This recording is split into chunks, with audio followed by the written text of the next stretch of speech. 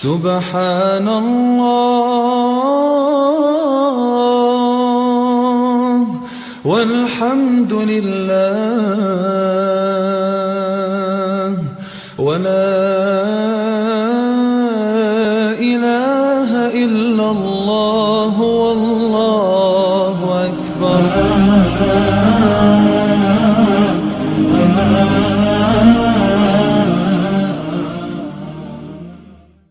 ولا حول ولا قوة إلا بالله العلي العظيم. أعوذ بالله من الشيطان الرجيم. بسم الله الرحمن الرحيم. الحمد لله الذي هدانا لهذا وما كنا لنهتدي لولا أن هدانا الله. لقد جاءت رسل ربنا بالحق والصلاة والسلام على رسول الثقلين محبوب رب المغربين والمشرقين جد الحسن والحسين أبي القاسم محمد. اللهم صل على محمد وآله وطيبين الطاهرين المعصومين ولعنة الله على أعدائهم أجمعين من الآن إلى قيام يوم الدين. أما بعد فقد قال الله سبحانه تبارك وتعالى في كتابه المجيد والفرقان الحميد. بسم الله الرحمن الرحيم. يا أيها الرسول بلغ وما أنزل إليك من ربك وإن لم تفعل فما بلغت رسالته واللہ یعصمک من الناس ان اللہ لا یہدی القوم الکافرین.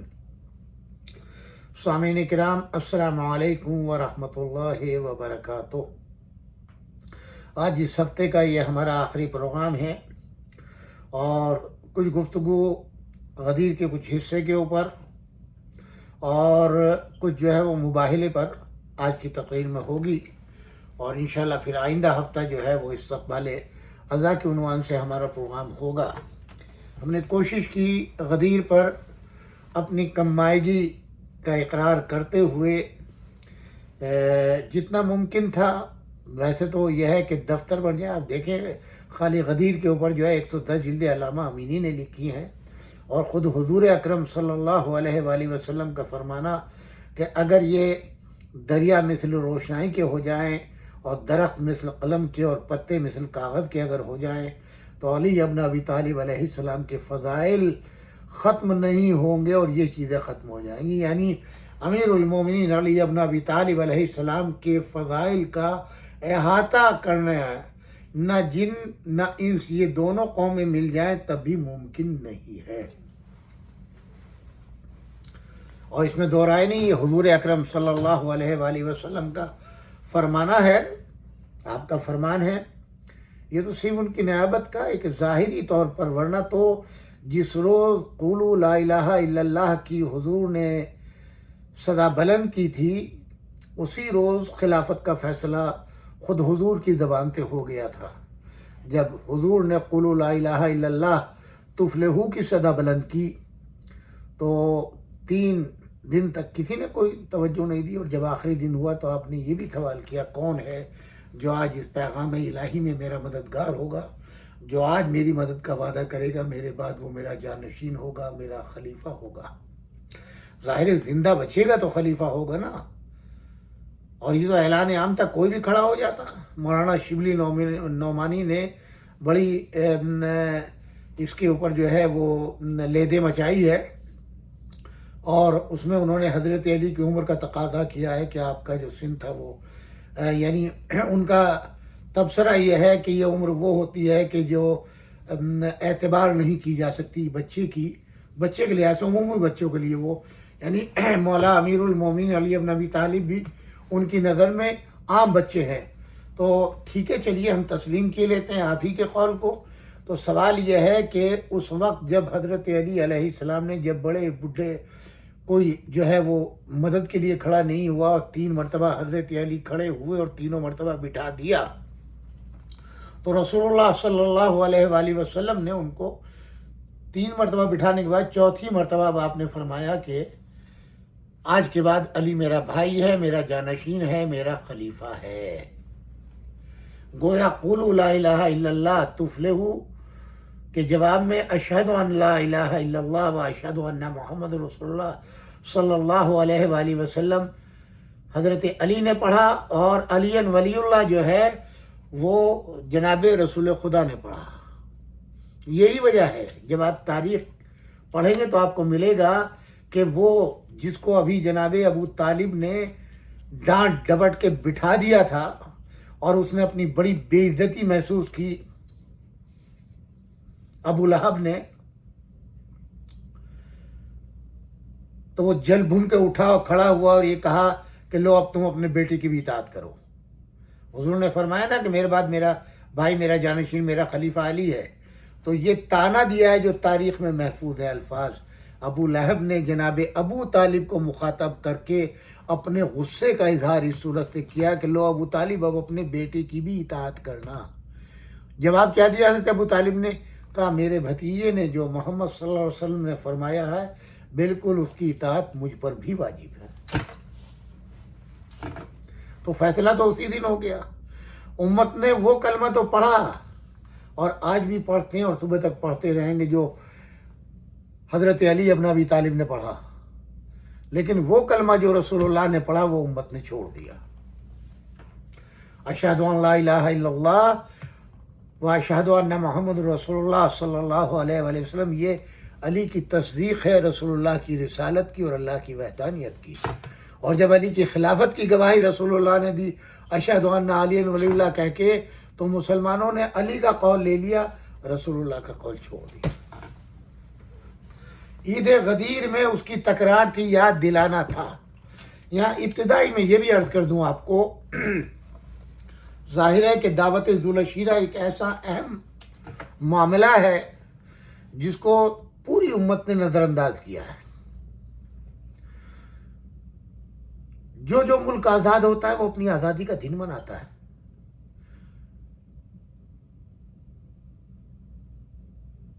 کیا ہندوستان کی آزادی کا دن نہیں منایا جاتا؟ امریکہ میں دن نہیں منایا جاتا؟ فرانس میں دن نہیں منایا جاتا؟ آپ کے پاکستان میں دن نہیں منایا جاتا؟ انگریزوں کی غلامی سے ہندوستان آزاد ہوا تو ہندوستان میں دن مناتے ہیں کہ نہیں مناتے؟ ہندوستان سے پاکستان الگ بنا ہے تو کیا وہ دن نہیں مناتے؟ بنگلہ دیش والے پاکستان سے الگ ہوئے، کیا اپنا دن نہیں مناتے؟ تو مسلمانوں تم بتاؤ کہ تم پتھروں کی غلامی سے آزاد ہوئے ہو، بتوں کی پرستش سے آزاد ہوئے ہو، وہ کون سا دن تھا جب رسول اللہ صلی اللہ علیہ وآلہ وسلم نے قولوا لا الہ الا اللہ تفلحوا کی صدا بلند کی؟ وہ مقام کہاں ہے؟ وہ دن کون سا ہے؟ کون کون افراد تھے؟ صرف دشمنی مولا کائنات امیر المومنین علی ابن ابی طالب میں اس امت نے اس دن کو بھی بھلا دیا، ورنہ تو پوری دنیا کے اندر کلمہ ڈے منایا جانا چاہیے تھا۔ آج جو 57 اسلامی ممالک ہیں ان کو جوش و خروش کے ساتھ اس دن کو منانا چاہیے تھا کہ کس دن کلمہ پڑھا گیا۔ اور میں اپنی بات کو مربوط کر رہا ہوں غدیر سے۔ اللہ نے مولا علی ابن ابی طالب کی ولایت کے لیے، اعلان ولایت کے لیے میدان غدیر کو کیوں سجایا؟ پہلے دن، اسلام کا پہلا دن، رسول اللہ کی رسالت کا پہلا دن، کلمہ دعوت حق کا پہلا دن، جو 3 دن تک مسلسل چلا، جس میں کھانے کا اہتمام ہوا۔ کون کون شریک ہیں اس میں؟ داعی میں حضور اکرم صلی اللہ علیہ وآلہ وسلم، جناب امیر المومنین علی ابن ابی طالب علیہ السلام، وہی گئے تھے نا لے کے دعوت پہ بلانے کے لیے، جناب ابو طالب، جناب خدیجہ الکبریٰ سلام اللہ علیہ اور جناب فاطمہ بنت اسد۔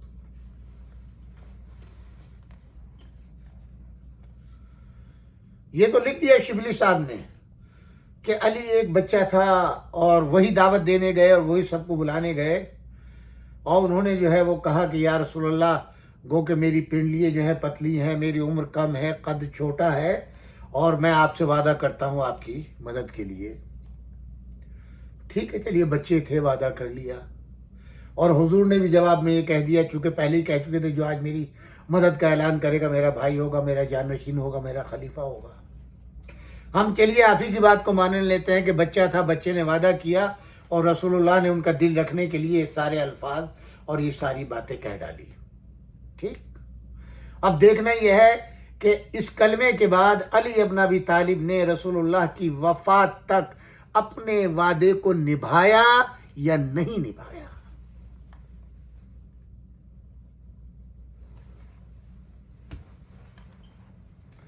مکے کی جب لوگ پتھر مار رہے تھے، بچے دیوانہ کہہ رہے تھے معاذ اللہ، اور تالیے بجاتے تھے، ہوٹنگ کرتے تھے، سیٹیاں بجاتے تھے اور حضور پر پتھر پھینکتے تھے، اس وقت علی بچے تھے، تو آپ نے مقابلہ کیا ان مکاروں کا اور جناب رسول خدا کو ان پتھروں سے بچایا، ان کے ہاتھ پیر توڑے، ان کو زخمی کیا. یہ تاریخ ہے. جب رسول اللہ صلی اللہ علیہ وآلہ وسلم اب نکلتے تھے اس واقعے کے بعد، تو حضرت علی علیہ السلام بچپنا تھا، گو کہ آپ کے اپنے، یہ تاریخ نے لکھا ہے، اپنے بازوؤں کو پھلا پھلا کر کے آگے آگے رسول اللہ کے چلتے تھے اور ہر طرف دیکھتے تھے اور کہتے تھے اگر ایک آنکھ میرے آقا کے طرف اٹھی تو پھوڑ دوں گا، کوئی ہاتھ آگے بڑھا تو توڑ دوں گا، پیروں کو کاٹ ڈالوں گا. اس عالم میں علی ابن ابی طالب جوان ہوئے. 23 سال کے جوان تھے جب بستر رسول پر لیٹنے کا موقع ملا.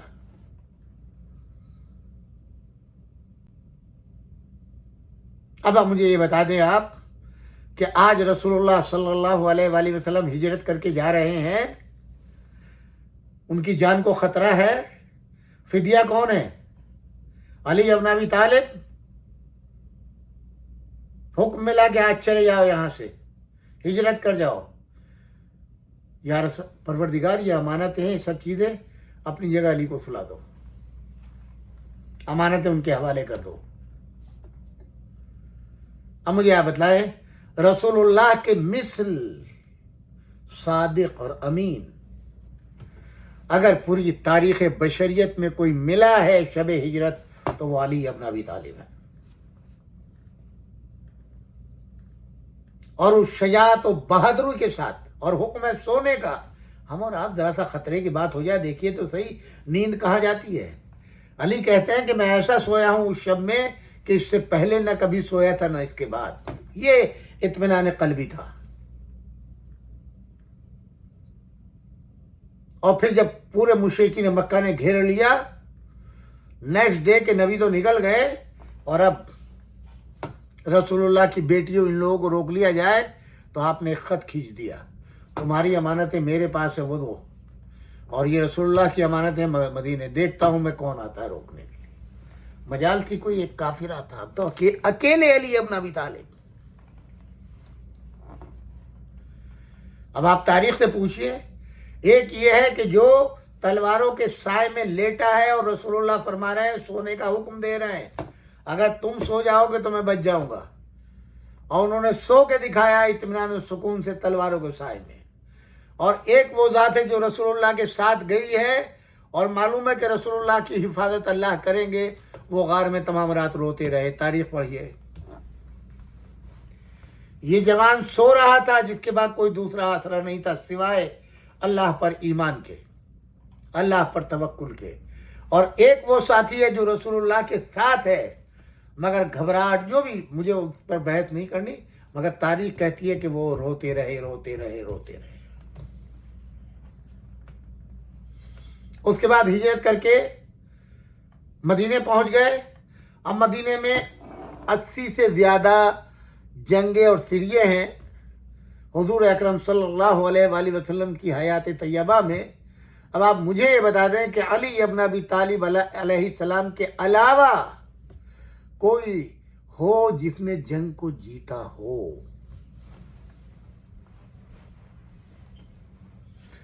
اسی لیے خیبر کے مارکے میں پروردگار نے مسلمانوں کو 39 دن تک ذلت و خواری کا منہ دکھایا.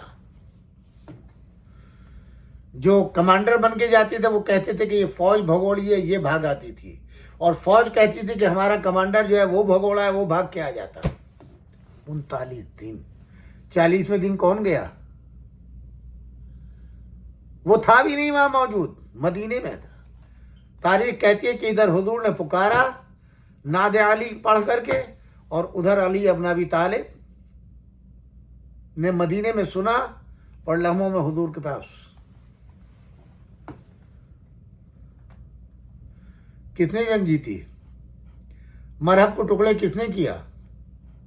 हारिस को किसने मारा?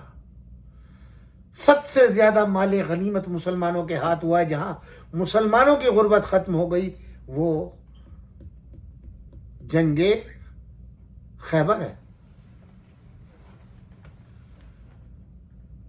कोई एक मौका जंगे ओहद में देख ले, सब छोड़ करके भागे कि नहीं भागे? बड़े तुम तराक से जो है मौलवी और मुल्ला आज के कहते हैं, जनाब उम्मुल मोमिनीन जनाब आयशा फरमाती हैं कि जो वो लोग मैदान छोड़ के भागे थे उनमें मेरे बाबा भी थे, और सबसे पहले वापस आने वालों में मेरे बाबा थे। ये उनकी फजीलतों में बयान किया जाता है। अरे भाई भागे ही क्यों थे? और अगर हम भागने का लफ्ज़ इस्तेमाल करते हैं, अभी किसी मौलवी की बदबख्त की तकरीर सुन रहा था और दूसरा मौलवी वो कह रहा था तो उनसे कह रहे थे तौहीन सहाबा है भागने का लफ्ज़। तशरीफ़ ले गए थे, सुभान अल्लाह सुभान अल्लाह, तशरीफ़ ले गए थे। चलिए साहब तशरीफ़ ले गए थे। उम्मुल मोमिनीन जनाब आयशा फरमाती हैं भाग के जाने वालों में जो सबसे पहले पलट के आए वो मेरे बाबा थे। मैदान में कौन रहा? किसके लिए तलवार उतरी? जुल्फकार किसके लिए आई? हाय हाय, डूब के मर जाओ मुसलमानों। खालिद इब्ने वलीद जो कल रसूलुल्लाह को शहीद करने के दर पे था और उसी ने पत्थर गिराया था, मैदान ओहद में जो सर पे आके टोपी बन गया, आज भी निशानी मौजूद है, वो सैफुल्लाह। ये कमालात हैं मुसलमानों के। पूरी जिंदगी कोई लम्हा ऐसा तारीख में नहीं गिनवा सकते कि रसूलुल्लाह सल्लल्लाहु अलैहि वसल्लम ने हुक्म दिया हो और अली ने न माना हो। कोई एक हुक्म बतला दे, छोटे से छोटा।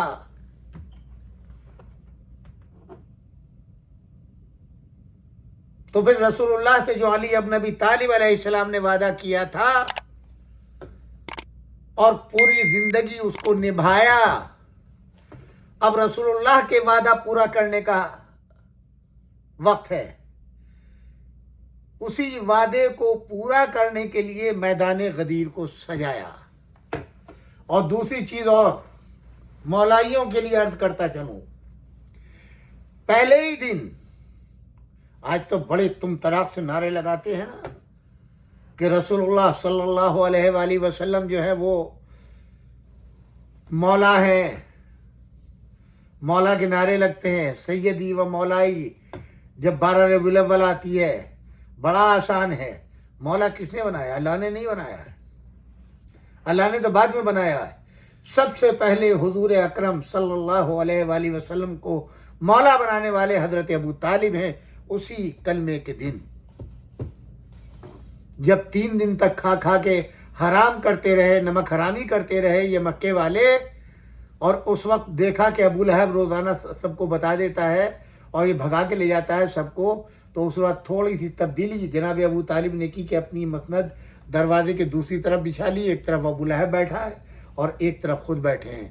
और जैसे ही खाना खाया और हुजूर ने कुछ कहना चाहा तो 2 रोज़ यानी गुज़िश्ता रोज़ की तरीक़े से अबू लहब उठने लगा और उठ के भागने की कोशिश करता, यानी उठने के लिए उसने घुटने पहलू बदला, वैसे ही तुम तराक आवाज़, उसकुत या आवर, ए भैंग। आवर कहते हैं भैंगा भी, काना भी और अंधा भी, तीनों मायने में इस्तेमाल होता है आवर।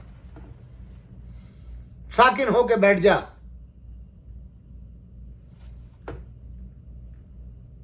ए अंधे भैंगे काने, सब जानते हैं बनी हाशिम से था बोला, खूबसूरत आदमी था, ना काना था, ना भैंगा था, ना अंधा था, मगर इश्क रसूल में जनाब अबू तालिब ने उसको कहा कि तू अंधा भी है, तू भैंगा भी है, तू काना भी है, इसलिए कि मारिफत मोहम्मद मुस्तफ़ा सल्लल्लाहु अलैहि वसल्लम नहीं रखता।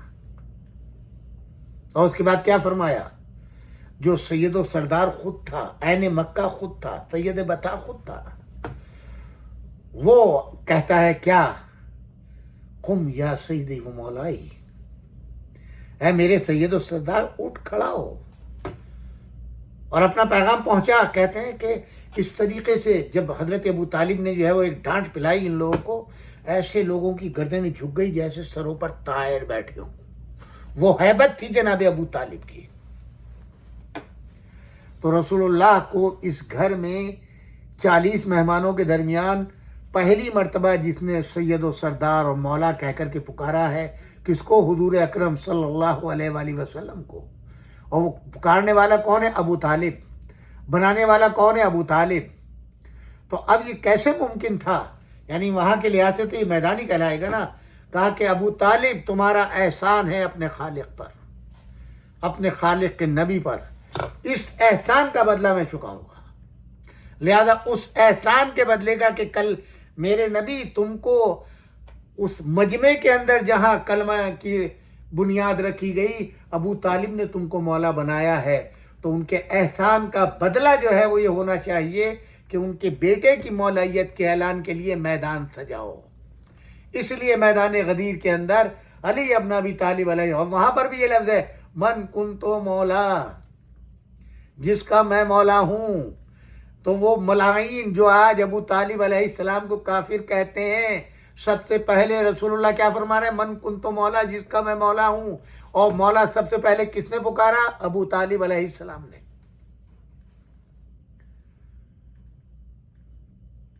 اب جب آپ قرآن پڑھیں گے تو آپ کو ملے گا کہ 3 مولائیت ہیں، اللہ مولا ہے، نبی مولا ہے، اور رسول اور علی مولا ہے۔ جس نے علی کی مولائیت کا انکار کیا وہ نبی کی مولائیت سے کا منکر ہے، اللہ کی مولائیت کا منکر ہے۔ یہ اتنا آسان کام نہیں ہے میرے عزیزو۔ ایسی اللہ نے نہیں کہا کہ وَإِن لَّمْ تَفْعَلْ فَمَا بَلَّغْتَ رِسَالَتَهُ، اگر آپ نے کام انجام نہیں دیا تو گویا ہماری رسالت کا کوئی کام انجام نہیں دیا۔ بس جلدی جلدی میں آپ کی خدمت میں عرض کرتا چلوں، بڑے ہیلے بہانے لوگوں نے تراشے ہیں اور غدیر کو مٹانے کی ہر ممکن کوشش کی ہے۔ میں نے تمام چیزیں حتی الامکان کوشش کی ہے بنانے کی، آپ کی خدمت میں پیش کرنے کی، صرف چند چیزیں، اور اس کے بعد کچھ تھوڑی گفتگو جو ہے وہ مباہلے پر ہوگی۔ میں یہ تمام چیزیں آپ کی خدمت میں بیان کر چکا ہوں۔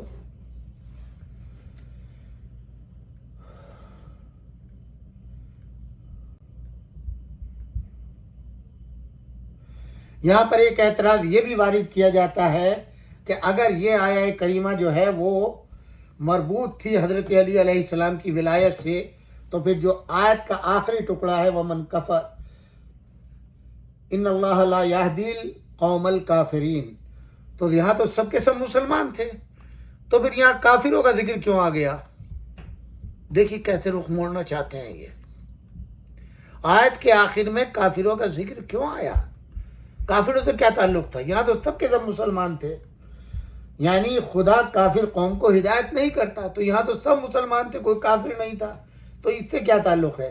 اس مسئلے سے کیا ربط رکھتا ہے؟ اس اعتراض کا جواب دینے کے لیے بس اتنا جان لیجئے آپ کہ لفظ کفر لغت میں بھی اور اسی طرح قرآن کی زبان میں بھی انکار، مخالفت اور ترک کے معنی میں آتا ہے۔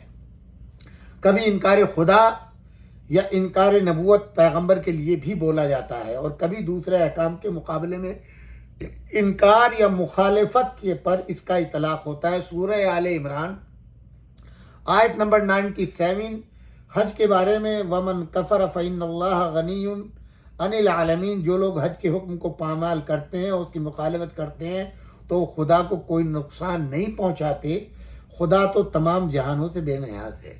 آپ نے دیکھ لیا یہاں پہ کفر کا استعمال ہوا ہے۔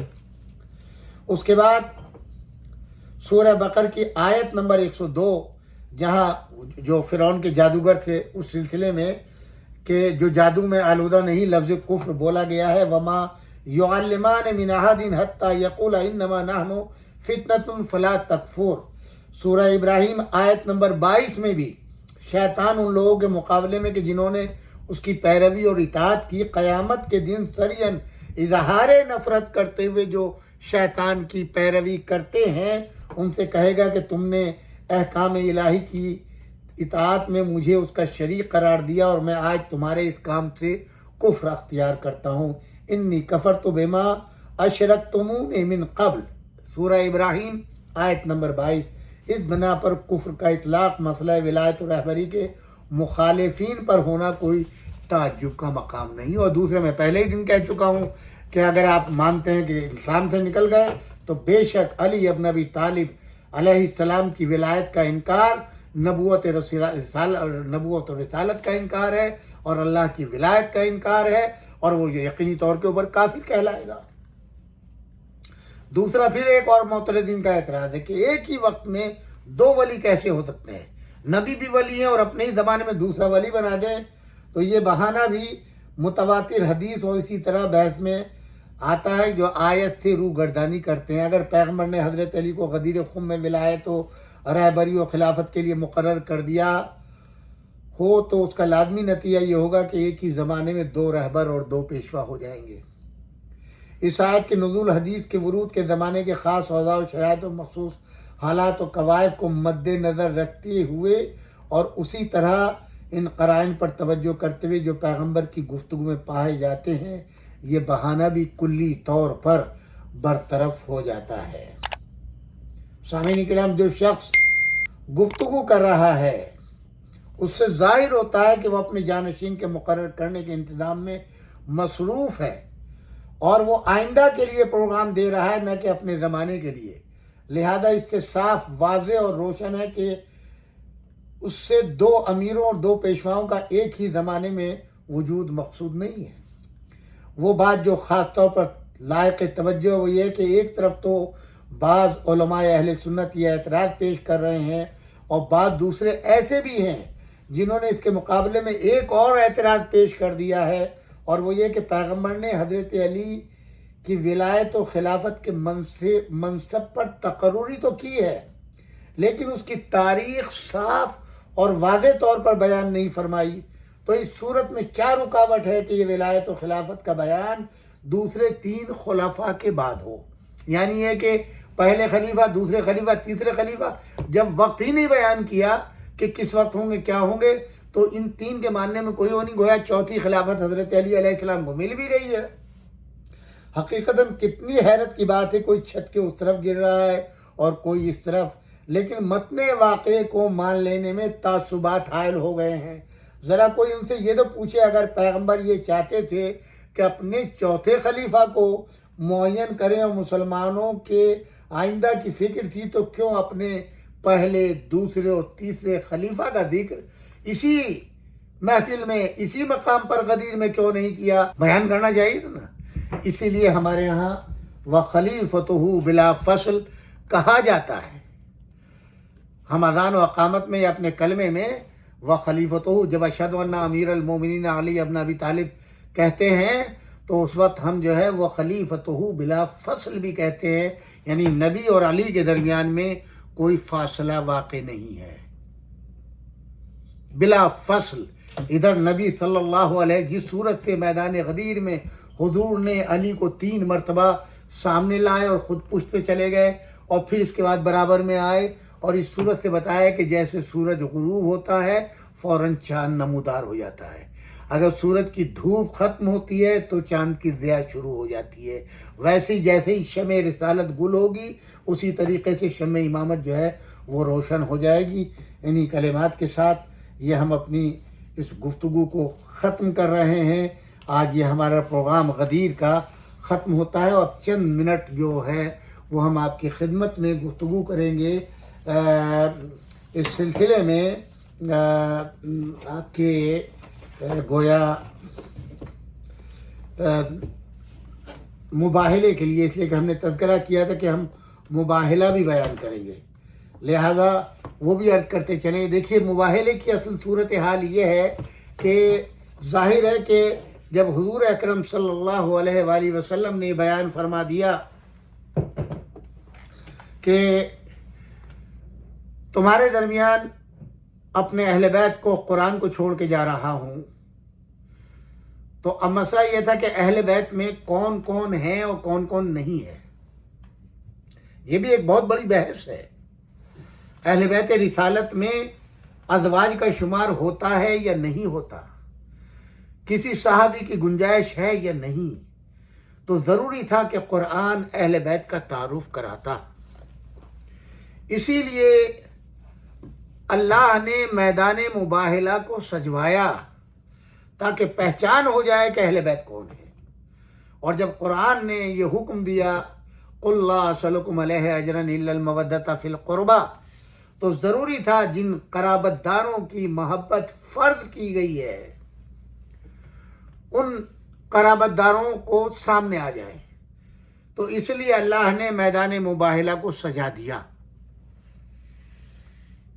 اور یہ مختصراً میں علامہ علی نقی صاحب قبلہ عف نقن صاحب، خدا ان کے درجات کو بلند کرے، ان کی مغفرت فرمائے اور اپنا رحم ان کے اوپر نازل فرمائے، ان کی تاریخ اسلام سے میں اس واقعے کو نقل کر رہا ہوں من نوع۔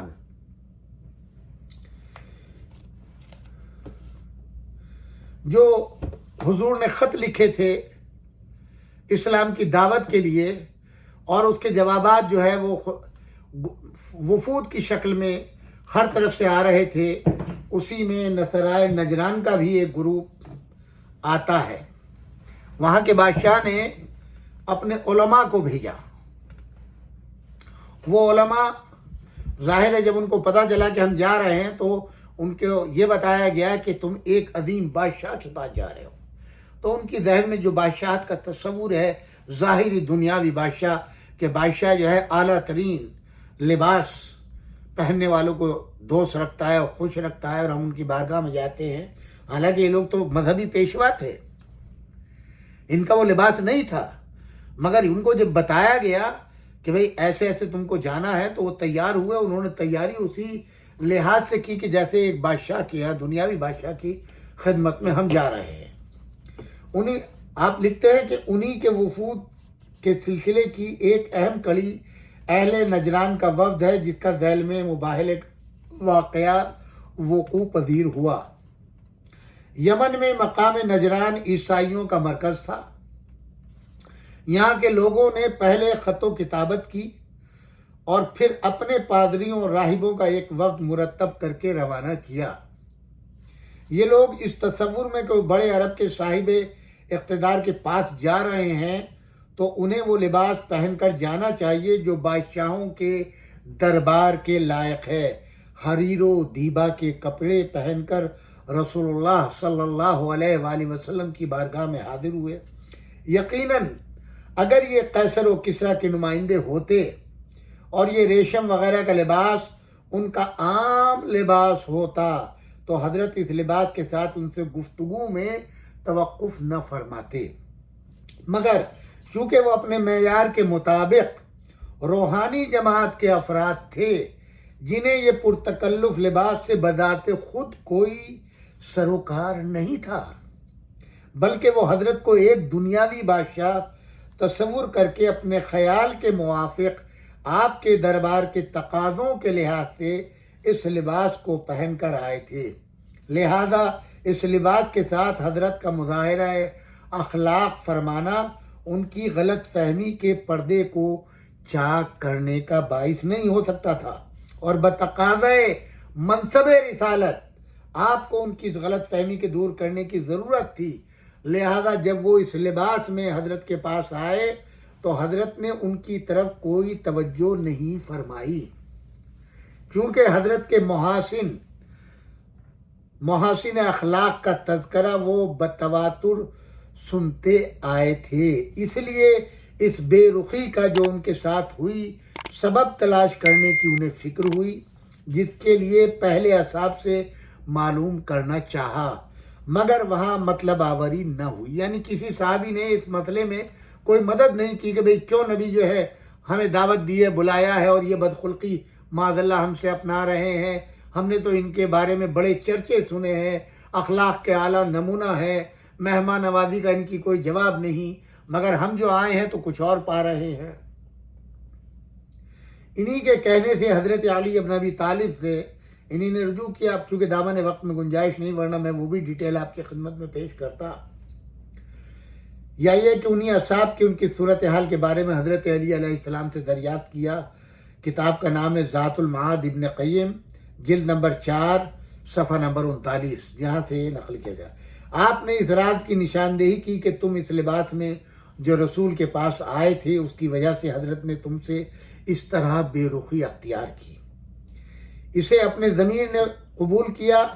انہوں نے اپنے کپڑوں کو اتار کر اپنے عام زاہدانہ لباس، اس لیے کہ سب مذہبی لوگ تھے، لباس پہنے اور اب رسول اللہ صلی اللہ علیہ وآلہ وسلم کی خدمت میں حاضر ہوئے تو حضرت نے کشادہ پیشانی کے ساتھ ان سے گفتگو فرمائی. اور اب انہوں نے حضرت سے دینی مسائل اور خصوصیت کے ساتھ حضرت عیسیٰ کے بارے میں اسلامی تصور کو دریافت کیا. سورہ آل عمران کا زیادہ تر حصہ اسی واقعے سے متعلق ہے. طویل گفتگو کے بعد اس سلسلے کی آخری کڑی پیش آئی، اور وہ یہ کہ انہوں نے حضرت عیسیٰ کے لیے کوئی باپ نہ ہونے کو ان کے لیے خدا کے بیٹے ہونے کا ثبوت قرار دیا. تو قرآن مجید کی آیت اتری، اِنَّ مَثَلُ عِیسیٰ عِندَ اللہِ کَمَثَلِ آدَمَ خلقی من تراب ثم قال له کن فیکون. عیسیٰ کی مثال تو اللہ کے نزدیک آدم کیسی ہے، انہیں تو مٹی سے پیدا کیا، پھر اشارہ قدرت ہوا کہ وجود میں آ جائے تو وہ وجود میں آ گئے. تو اگر حضرت عیسیٰ بغیر باپ کے پیدا ہوئے ہیں تو پھر ان سے پہلے حضرت آدم کو خدا کا بیٹا مانو. ان کو تو خدا کا بیٹا نہیں مانتے. یہ ان کے ہاں کم سے کم ماں تو ہے، وہاں تو نہ ماں ہے نہ باپ ہے. اس کے بعد وہ سب کے سب لاجواب ہو گئے، مگر ماننے سے پھر بھی انکار نہ تیار نہیں ہوئے. تو قرآن مجید کی اب یہ آیت آئی جو مباہلے کی ہے، فَمَنْ حَاجَّكَ فِيهِ مِنْ بَعْدِ مَا جَاءَكَ مِنَ الْعِلْمِ فَقُلْ تَعَالَوْا نَدْعُ أَبْنَاءَنَا وَأَبْنَاءَكُمْ وَنِسَاءَنَا وَنِسَاءَكُمْ وَأَنفُسَنَا وَأَنفُسَكُمْ ثُمَّ نَبْتَهِلْ فَنَجْعَلْ لَعْنَةَ اللَّهِ عَلَى الْكَاذِبِينَ. اب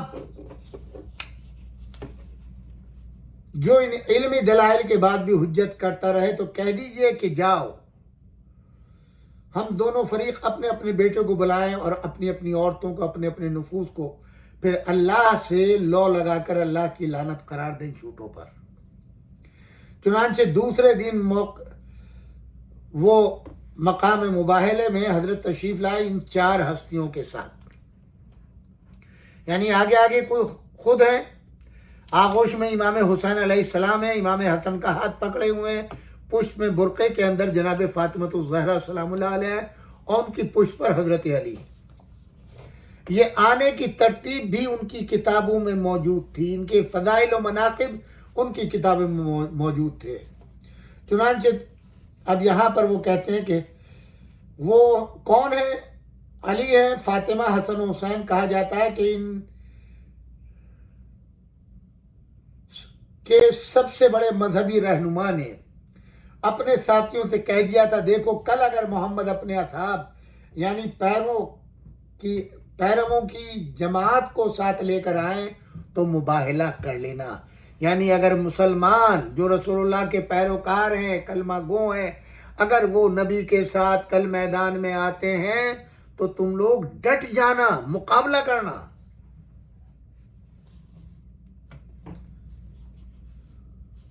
لیکن اگر اپنے گھر والوں کو ساتھ لے کر آئیں تو کبھی مباہلہ نہ کرنا. جب یہ حضرات رسول کے ساتھ آئے، کون؟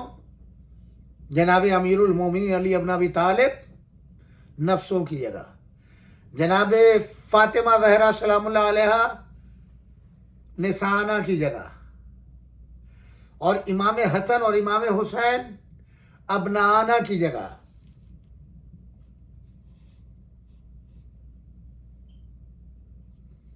نصارہ نے معلوم کیا یہ کون ہے، معلوم ہوا کہ سب ان کے دل کے ٹکڑے ہیں. ایک انتہائی عزیز بیٹی، دوسرے گود کے پالے چچاداد بھائی اور داماد یعنی اس بیٹی کے شوہر، اور 2 نواسے ہیں، اسی بیٹی کے بچے ہیں. بس انہوں نے فیصلہ کر لیا کہ ہم مباہلہ نہیں کریں گے، اور وہ جزیہ دینے کے لیے تیار ہو گئے، جس کے لیے ایک دستاویز مصالحت کی لکھی گئی. اور وہ اس معاہدے کی تکمیل کے بعد واپس چلے گئے۔ اب پہچان لیا آپ نے، یہ چونکہ اللہ کو اہل بیت کی پہچان کروانی تھی، امت کو صبح قیامت تک بتانا تھا کہ اہل بیت کون ہیں، صرف یہ 5۔ خود رسول، امام علی ابن ابی طالب، جناب فاطمۃ الزہرا، ان کے دونوں شہزادے۔ اور اب اسی سے ربط ہے فتح یمن کا، مباہلے سے۔ مباہلے کی روحانی جنگ میں رسول اسلام صلی اللہ علیہ وآلہ وسلم کی فتح، جس میں حضرت علی ابن ابی طالب کی شخصیت امتیازی طور پر مخالف حلقوں میں نمایاں ہو گئی تھی، اس کا اثر پورے یمن پر پڑنا ضروری تھا، اور یہ خدا و رسول کی حکیمانہ موقع شناسی ہے کہ اس اصول کے مطابق کہ لوہے پر ضرب اس وقت لگاؤ جب وہ لوہا گرم ہو۔ فوراً انہی حضرت علی ابن ابی طالب علیہ السلام کو دعوت اسلامی، یعنی اس مباہلے کے فوری بعد، وہ لوگ یمن سے آئے تھے نا، نجران کا علاقہ، لہذا فوراً اس کے فوری بعد امام علی ابن ابی طالب کو یمن بھیج دیا دعوت تبلیغ کے لیے۔ وہی اسلامی سورما جو بدر و احد و خندق و خیبر کے خونریز فتوحات میں عسکری فتح کا نشان بن گیا تھا، اب مباہلے کے بعد بغیر تلوار کے جنگ میں بھی فتح و ظفر کا نشان ثابت ہوا۔ چنانچہ یمن میں علی علیہ السلام کی فتح کے لیے کھینچی ہوئی تلوار لے کر نہیں گئے، نہ فوج و لشکر ساتھ لے گئے، بلکہ صرف تیغ زبان اور کردار کا لشکر ساتھ لیے ہوئے تشریف لے گئے، جس کے نتیجے میں پورا ملک یمن چند روز میں فتح ہو گیا۔ تاریخ کی صراحت ہے کہ آپ نے بس رسول کا خط پڑھ کر سنایا، ظاہر ہے کسی تمہیدی تقریر کے ساتھ یقیناً ہوگا، اور ایک دن میں پورا قبیلہ حمدان نے اسلام قبول کیا۔ تاریخ ابو الفدا جلد نمبر 1 صفحہ 158۔ اور اس طرح پیغمبر اسلام صلی اللہ علیہ وآلہ وسلم کے بعد مسلمانوں کے لیے ایک مثال قائم کر دی کہ اسلام میں فتح ممالک کا مفہوم کیا ہے، اس کے خلاف جو ہو عسکری طاقت سے وہ کسی ملک کی سابقہ حکومت کے مقابلے میں مسلمانوں کی فتح ہو سکتی ہے، اسلام کی فتح اسے نہیں کہا جا سکتا۔ یمن کا قبیلہ حمدان، جس نے اس موقع پر حضرت علی علیہ السلام کی دعوت پر لبیک کہی تھی، یہ اس کے بعد بھی ہمیشہ حضرت علی ابن ابی طالب کا جانثار رہا، اور ان جنگوں میں جو آپ کو اپنے مخالفین سے لڑنا پڑی، یہ قبیلہ آپ کا بڑا مضبوط بازو تھا۔ یہ اس وقت بھی جب اسلام لایا تھا اتنا نمایاں امتیاز رکھتا تھا کہ بخاری کی روایت کے مطابق جب رسول خدا صلی اللہ علیہ وآلہ وسلم نے حضرت علی کا وہ خط جس میں وہاں کی رودات درج تھی پڑھوا کر سنا، تو بے ساختہ پہلے سجدہ شکر میں سر زمین پر رکھا اور پھر سر اٹھایا تو فرمایا علی حمدان السلام، تبری صفحہ 1732، اعلام الورا صفحہ 137۔ پھر حضرت علی نے اپنے دور میں متعدد بار نظم و نثر میں اس قبیلے کو اس طرح سند وفاداری دی ہے جس کو سن کر آج جیسے ہمارا دل بھی پکار اٹھتا ہے، علی حمدان السلام۔ اور آج اب ان کی شجاعت و بہادر کے چرچے آپ سنتے بھی ہیں اور دیکھتے بھی ہیں۔ دیکھ لیا آپ نے کردار علی ابن ابی طالب، تو رسول اللہ صلی اللہ علیہ وآلہ وسلم نے ان سب کو صرف اللہ نے میدان مباہلہ اس لیے سجایا تھا کہ یہ پہچانوایا جائے کن کی اطاعت پوری امت پر صبح قیامت تک واجب ہے، کن کا کردار ایسا ہے کہ جن کی اطاعت کی جائے، کن کی سیرت ایسی ہے۔ اسی لیے ان آیت تطہیر سورہ احزاب آیت نمبر 33 کے اندر جو آیت تطہیر انما یرید اللہ لیذھب عنکم الرجس اہل البیت ویطہرکم تطہیرا، تو اور اس میں جو ہے وہ ان لوگوں نے بہرحال کیا کہا جا سکتا ہے، کسی کے اوپر جو ہے قدغن تو لگایا نہیں جا سکتا، ہر آدمی صاحب اختیار ہے، اور اس میں ازواج کو بھی شمار کر لیا ہے، اور نہ معلوم کیا کیا، مجھے اس سے بحث نہیں ہے، نہ اس میں جانا ہے۔ مگر اللہ کے لیے ضروری تھا کہ جب اہل بیت کے لیے آیت اتاری ہے، جب اہل بیت کی محبت کو فرض کیا ہے، جب قرابت داران رسول کے اجر کا سوال ہے، تو پھر ضروری تھا کہ ان اہل بیت کو بھی شناخت قرآن کی زبان میں کرا دیا جائے۔ اسی لیے رسول اللہ صلی اللہ علیہ وآلہ وسلم کے ذریعے اللہ نے میدان مباہلہ کو سجایا اور اہل بیت کو پہچانوایا۔ انہی اہل بیت اطہار علیہم السلام کو اللہ کے رسول نے کہا ہے کہ میں تمہارے درمیان دو گراں بہا چیزیں چھوڑ رہا ہوں، ایک قرآن جو دو دفتیوں کے درمیان ہے، اور ایک میرے اہل بیت۔ اور اس میں دو گارنٹی دی ہیں۔ ایک گارنٹی تو یہ ہے کہ جو ان دونوں کو سے تمسک اختیار کرے گا صبح قیامت تک گمراہ نہیں ہوگا، یہ رسول اللہ نے انشور کیا ہے۔ اور دوسرے یہ کہ ان دونوں میں کبھی اختلاف نہیں ہوگا۔ اسی لیے حضور نے فرمایا القرآن مع علی و علی مع القرآن، علی قرآن کے ساتھ ہیں اور قرآن علی کے ساتھ ہیں۔ آپ کی تفریح تباہ کے لیے ایک چھوٹا سا واقعہ سن لیجیے اور یہیں پر آج کے اس پروگرام کو ختم کرتا ہوں۔ مولا علی ابن ابی طالب علیہ السلام معیار حلالی ہیں، ان کی محبت حلالی ہونے کا ثبوت ہے، اور ان کی عداوت، ان کی دشمنی، ان کی مخالفت حرامی ہونے کا ثبوت ہے۔ اب ایک تاریخی واقعہ سن لیجیے۔ جناب بہلول ظاہری طور پہ دیوانے تھے، ہارون مانتا نہیں تھا اور سب لوگ مانتے تھے، مگر وہ جانتا تھا کہ یہ دیوانے بنے ہیں۔ ایک روز ان مولوی ملاؤں نے سوچا کہ چلو آج آزماتے ہیں بہلول کو اور اس کو جو ہے دربار سے دور کرتے ہیں۔ اس کی دیوانگی کے باوجود جو ہے ہارون اتنی جو ہے وہ ان کی رسپیکٹ کرتا ہے اور ان کو جو ہے وہ وقت دیتا ہے، اتنی دوستی رکھتا ہے، آج اس کو سبق سکھاتے ہیں۔ لہذا ان کے ذہن میں یہ آیا کہ ایک ایسا کام کرتے ہیں کہ ہارون سے کہلواتے ہیں، حکم دلواتے ہیں کہ یہ 50 حرامزادے پکڑ کے لائے۔ اب ظاہر ہے کہ جب اس کو حکم ملے گا اور یہ جائے گا ہر آدمی کے پاس، ان سے پوچھے گا تمہارا باپ کون ہے، تو تھپڑوں سے لگائے گا۔ جی، اگر آپ کسی سے پوچھیں کہ تمہارا باپ کون ہے تو وہ آپ کو تسلی سے جواب دے گا، وہ جوتے سے بات کرے گا۔ لہذا ہارون کو جا کے ان مولوی ملاؤں نے پڑھا دیا۔ جناب بہلول آئے اور ان سے کہا کہ بہلول اب تم میرے دربار سے جاؤ، اور میرے دربار میں تمہیں اگر آنا ہے تو 50 حرامزادے پکڑ کے لاؤ۔